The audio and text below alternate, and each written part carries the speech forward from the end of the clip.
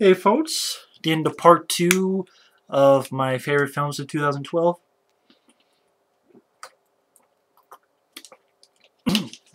Number 5, we have Premium Rush.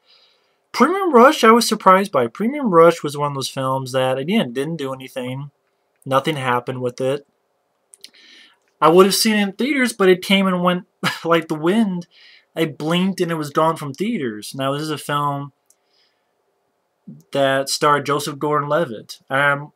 Remember, it was going to open earlier in the year. I'm guessing they thought, well, it's going to be The Dark Knight Rises, so let's move it so it opens after The Dark Knight Rises, and then it didn't do jack shit, so that didn't work. But it probably would have done better if it opened earlier. I'm not even sure if it had much for advertisement. I don't know. I didn't even know it was out, and then it was gone, and I'm like, oh, okay. I guess, wow, okay, it's, for the most part, for most areas, it's gone, okay. Alright. But what I liked the idea of a bike messenger going through the very heavily trafficked, that's not a word, the big, rough and tough traffic in and out. I thought it was well filmed. I thought it was well edited. It wasn't too much shaky cam or anything like that. The bike messenger sort of going in and out between cars on sidewalks, and I thought it was well directed. I liked the idea. I liked, I believe his name is Michael Shannon. As the bad, I should get his name just to make sure. He played a good bad guy. He's a very capable actor. I thought it was an entertaining film. It was an exciting film, I thought. It wasn't, you don't see many films like this done nowadays, which is a shame. You don't see many films like this. It's either big-budget CGI-filled flicks or superhero comic book movies or so on and so forth. But this one was fast-paced. I thought it was efficient. I thought Joseph Gordon-Levitt... I'm a fan of Joseph Gordon-Levitt. I liked him as an actor. I thought he played the role very well. Yeah, it is Michael Shannon. That is the name of the bad guy. He's a very capable actor. I know he's going to be Zod, I believe, in Man of Steel. Yeah, that's the director's name. David Cope. Can't pronounce his name right. But he also did Secret Window, which I'm like, eh. But he also did Stir of Echoes, which I like Stir of Echoes. And he's a guy who's written a lot of stuff. He helped on the screenplay of Jurassic Park, Toy Soldiers, The Shadow, Mission Impossible, Panic Room, first Spider-Man, yeah, War of the Worlds, which I do like, Angels and Demons, I like. Yes, I like Indiana Jones and the Kingdom of the Crystal Skull. I'm sorry, I do like it. He did a great job directing this film. I thought it was fast-paced. I really liked the in and outs going through Manhattan.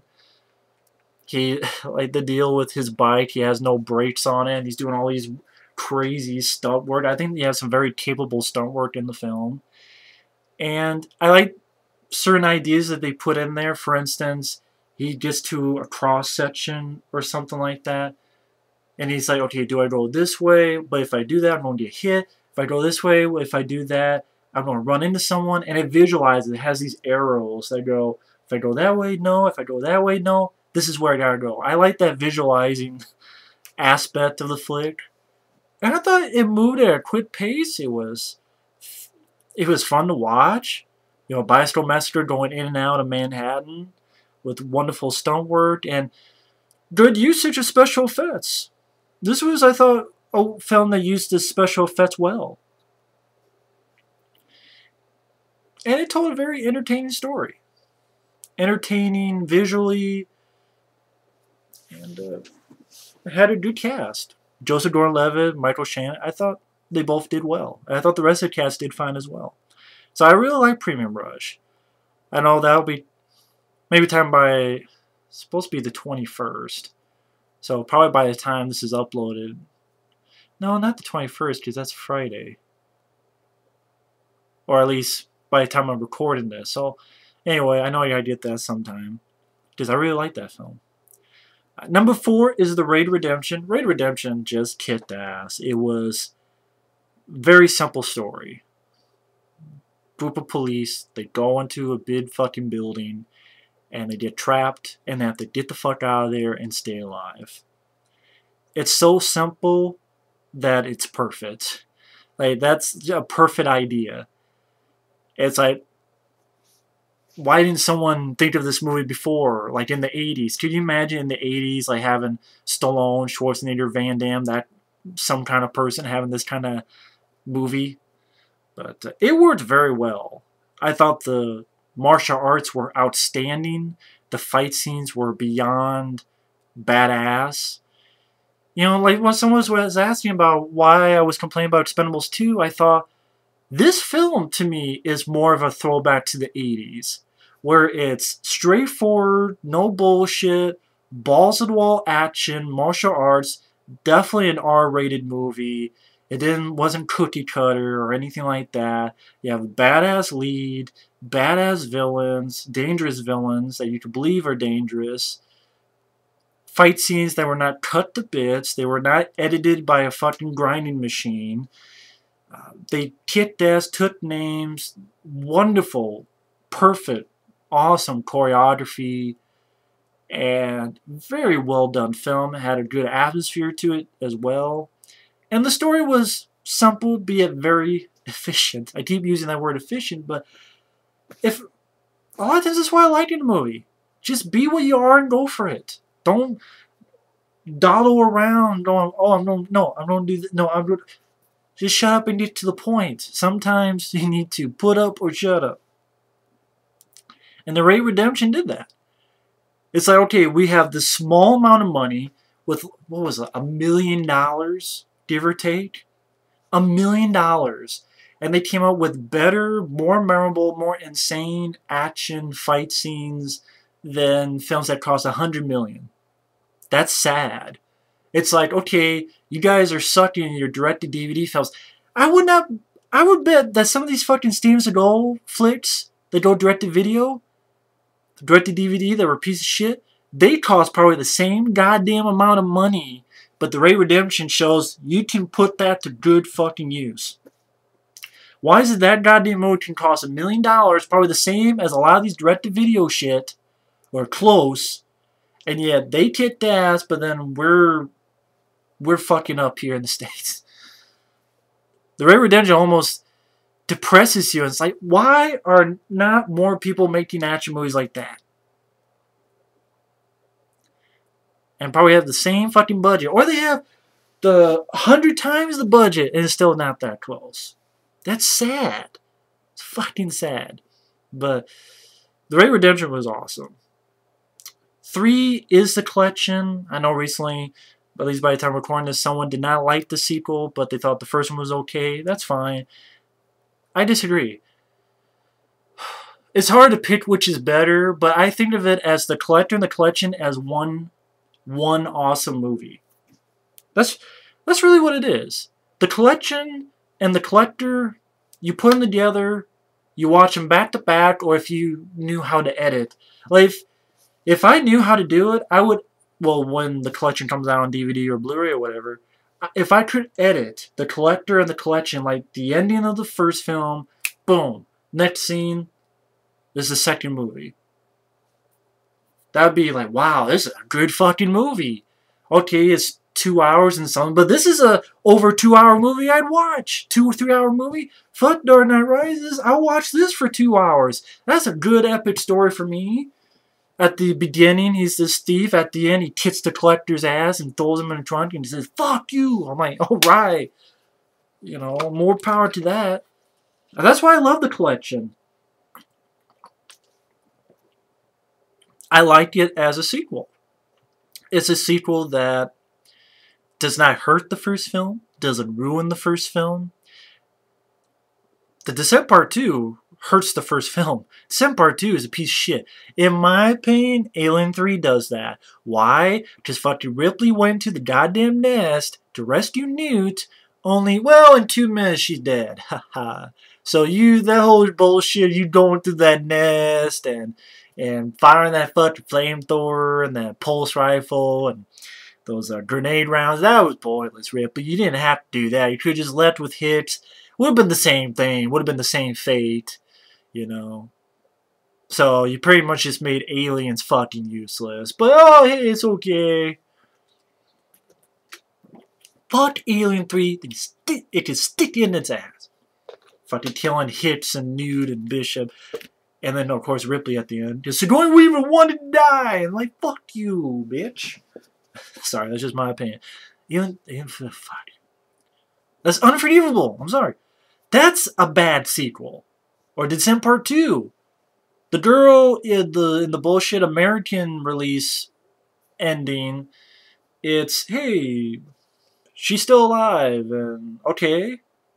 But then she just dies at the end, and this bullshit out of the blue old fart. These are my pets. These are my fuck buddies, or where the hell it was. But the collection, what I loved about it was the opening scene with that big fucking combine lawnmower shit mowing down the entire fucking room. Like, wow, that's a way to open a movie. I like the idea behind the film where the collector has this pretty much motel, abandoned motel that's his own fucking carnival of fun and traps and gore. And the death scenes, granted, are not as memorable as the first film, but okay, it's more of a body count movie, and I still like some of the kills, like the fucking, I'm like, oh, boom, oh shit, scanners. And the ending was badass, you know. Josh Stewart, I really liked his character of Archie in the first film. I like that in the second film. They did not kill his character. They didn't make his character a pussy. They didn't say, fuck the character, he's going to be in for 5 minutes. No. He was still the lead. He's kicked the collector's ass, beat the shit out of him, lit his ass on fire. Then you think it's sequel bait, but no. It's like, fuck that shit. It's cliche. He kissed the shit out of the collector, throws his ass in the trunk, end the movie, and I'm like, finally, someone listened to me. Well, no, they didn't. They don't watch my stuff. But it's like, thankfully, thank God. That's what I wanted.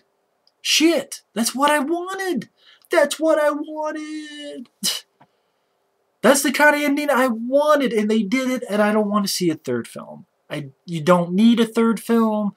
Please don't do a third film. This ended it fine. It ended perfectly. Please don't do a third one and fuck it up. Please, please, please. Do not do a third one and fuck it up. Because you don't need it. It ended it fine. It ended it perfectly. It was a good-looking film. Too short. That was my problem. It's too short, but I thought it did its job. I liked Josh Stewart. I liked the location that it was set in. I liked, you know, the Bud Zappers lighting certain rooms and traps all over the place and some good practical gore effects and a very badass ending. Number 2, The Tunnel.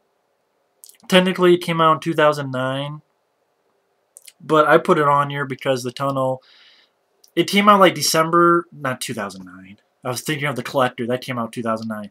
It came out December 2011. But fuck it. I didn't know about The Tunnel, so I don't put it on here. And I was really impressed by The Tunnel. I don't mean to pimp it up so much, and people say, "Go, Matt, you full of shit. You overhyped it." That's not what I'm trying to do. It's just for me personally, I was really impressed by it. I was impressed with the cast. I was impressed with the atmosphere. I was impressed with.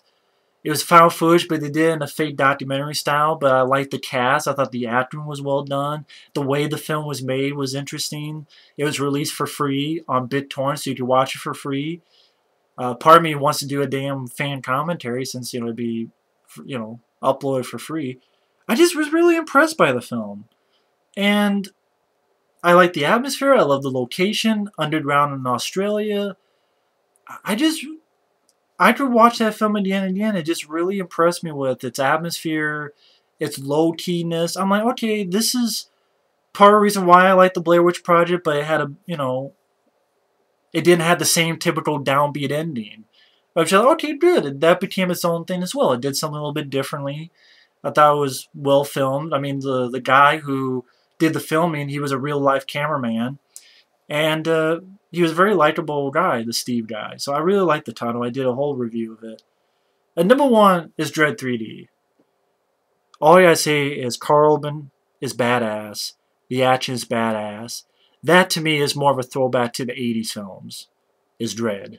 The atmosphere, the action is not the most sophisticated action of all time, no, but it was more memorable to me than Expendables 2. Sorry. Carl Urban kicked ass, and they're not the law. I'm the law.